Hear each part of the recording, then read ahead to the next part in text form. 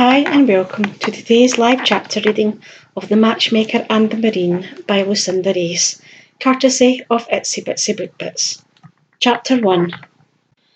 Melinda flipped her planner shut after drawing a heart next to the two names on the page on the notepaper.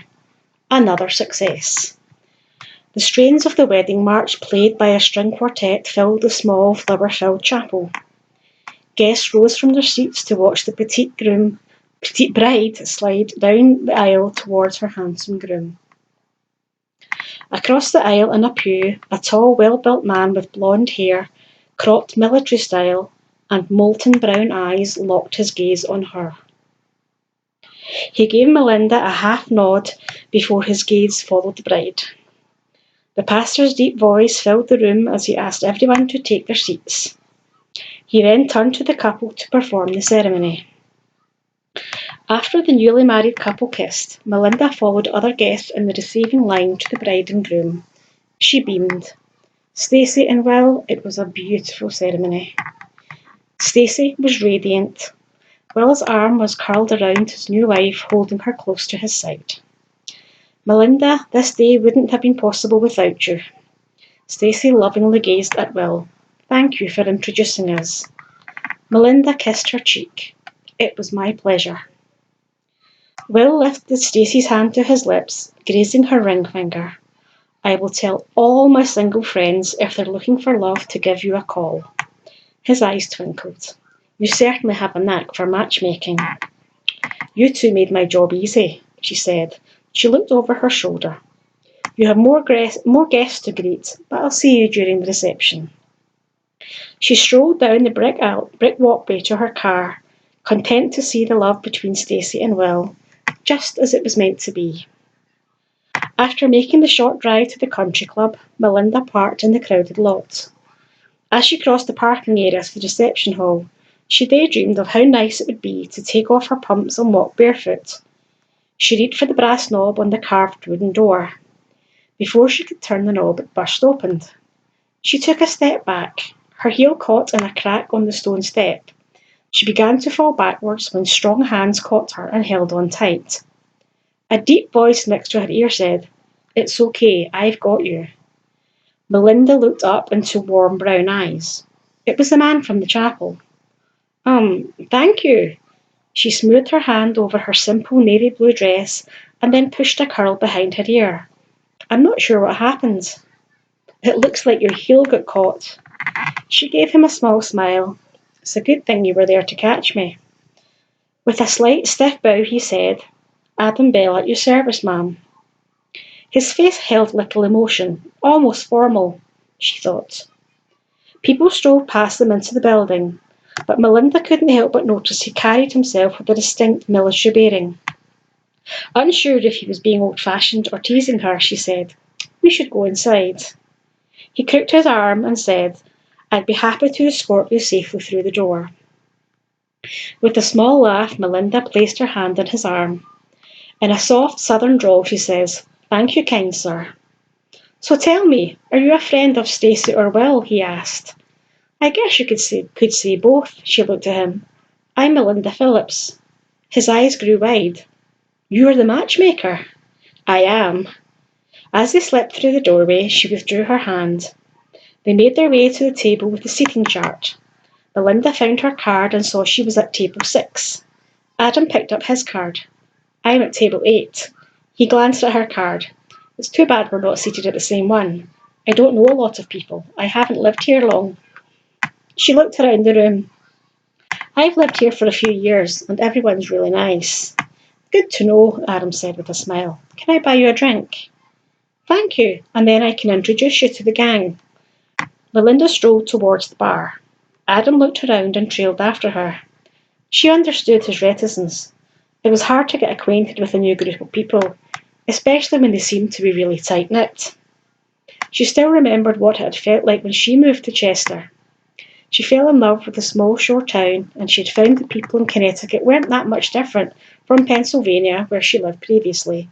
Heck, they were a lot like her friends back in Beaufort, South Carolina, where she had spent most of her summers as a child. Melinda, one of the bridesmaids rushed over to hug her. Wasn't it a beautiful wedding? With her glass of wine temporarily on hold, Melinda said, "Molly." She gave her a squeeze. "You look beautiful." Molly stepped back and gave Adam the once over. She kissed him on the cheek. "Don't you look handsome today in your dark suit? And just look at that lavender tie, spiffy." Adam grinned at her. "If I didn't try to match the wedding colours a little bit, Stacey would have my head." Melinda watched as Adam and Molly shared a laugh. It seemed Adam knew a few people. Adam watched Melinda accept a glass of wine from the bartender and wandered towards the open French doors. She was dressed in a simple blue dress with polka-dotted heels that made her seem taller than her average height and showcased her legs to their best advantage. He appreciated that she looked fit, a nice hourglass shape. She had just the right amount of curves, at least in his opinion.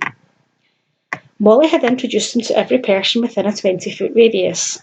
Now it was time to escape for a few minutes, and maybe he could talk with the aloof and beautiful Melinda Phillips. "I see you have a glass of wine," Adam said. Melinda whirled round. Her lips formed a large, "Oh, you startled me." He half-turned. "I'm sorry to intrude. Would you like me to leave?" With a slow shake of her head, she smiled. "No, gosh, no, I was taking a breather." She looked towards the guests gathering inside the room. Everyone seems to be in high spirits, just as it should be at a wedding. "Do I detect a note of melancholy?" He picked up a small plate and stabbed a square of cheese, then worked his way around the appetizer table. "Not at all. I love weddings." He handed her the plate. "Let me guess, it's hard being the single girl in a room full of couples." Adam continued, "I get it too, as a single guy. There's at least one well-meaning person out there who has already said she'd fix me up with someone's cousin." He tried to keep his voice light, but he knew it was bound to happen sooner or later. Melinda laughed. It sounded musical to Adam, and he had to wonder why her left hand was without jewellery except for a single thin band on her ring finger. But was she single? Casually she asked, "And do you want to be set up?" She nibbled on a celery stick. He couldn't help but notice her eyes were an interesting shade of green, almost like the waters of the Atlantic in midsummer, with hints of gold and blue. She tucked a stray copper-curled curl behind her ear. "Adam." She raised a brow. "Oh, sorry," he gulped down a drink of his beer. "I was wondering how you got into the matchmaking business." Softly she said, her eyes holding him captive, "I love helping people find that special person who adds sparkle and a sense of completeness to their lives." He teased, "Is that on your business card?" "You got me," she laughed. "But it really can be that simple." She pointed to the banquet room. "The newly married couple has arrived. We should go back inside." "I'll follow you." Adam and Melinda stepped into the hub of activity. The lead singer of the band was warming up the crowd by introducing the members of the bridal party. Finally, he said, "It is my pleasure to introduce the brand new Mr. and Mrs. Benson." Whistles and applause filled the room as the couple sashayed their way to the centre of the hardwood floor to have their first dance. As they twirled, Adam could see what Melinda had said. They both sparkled as they gazed into each other's eyes. With a stab of longing, Anita briefly crossed his mind, but he refused to think about her today. He leaned down to rub his knee, a lingering reminder of the past and the chance he was taking to start over. As the song concluded, clinking glasses urged the couple to kiss. Adam found his way to table 8 and waved to Melinda across the room. She waved back and turned to speak to another guest. Molly slipped into the chair next to him. "Are you having a good time?" He nodded and sipped his beer. "I am. And you?" She gushed. "I love weddings, and since Melinda moved to town, I swear the number of happy events have skyrocketed." She pointed to a man in a tux talking to Will. "Tim and I were introduced by Melinda. We've been dating for almost 6 months." "I didn't realise that's how you met Will's brother." "Using Melinda was the best decision she gazed lovingly in Tim's direction, "we ever made." Tim waved to Molly. "Looks like I'm needed. Toast time. Tim and I are at your table, so we'll be back shortly." Adam half stood when Molly hopped up. She certainly had a lot of energy as he watched her sail across the dance floor to Tim's side. Tim tapped a knife against the stem of a wine glass. Excuse me. The chatter died down. On behalf of Will and my new sister Stacey, I'd like to thank you for sharing this amazing day with our family and close friends. He paused. I'd like to propose a toast to Stacey and Will. He looked at the couple and in a loud, clear voice he said, "There was a time when I wondered if my older brother," and old being the operative word, he grinned at Will, "would ever find a woman to stand by his side as he navigates through the ever-changing waters of life. Stacey is just that woman. Not only does she love sailing and spicy food as much as Will does, but she loves my brother with all of her heart." He raised his glass a little higher and he said, "To Stacey and Will." Echoes around the room said, "To Stacey and Will." The newlyweds entwined arms and sipped pink champagne. After a few more toasts, the bandleader encouraged everyone to enjoy the buffet. Adam's eyes drifted to Melinda's table. Her chair was empty. Glancing around the room, he didn't see her anywhere. Had she snuck out while the toasts were happening? When Will and Stacey got back from their honeymoon, he'd get the lowdown on the matchmaker. Melinda took one last glance over her shoulder. The reception was underway, and it was the perfect opportunity to slip away unnoticed.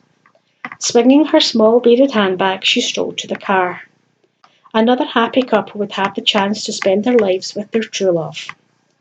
Twisting the slim gold band on her ring finger, Melinda smiled.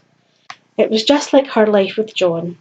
She felt blessed to have been well loved, and Melinda had loved her husband with all her heart in return.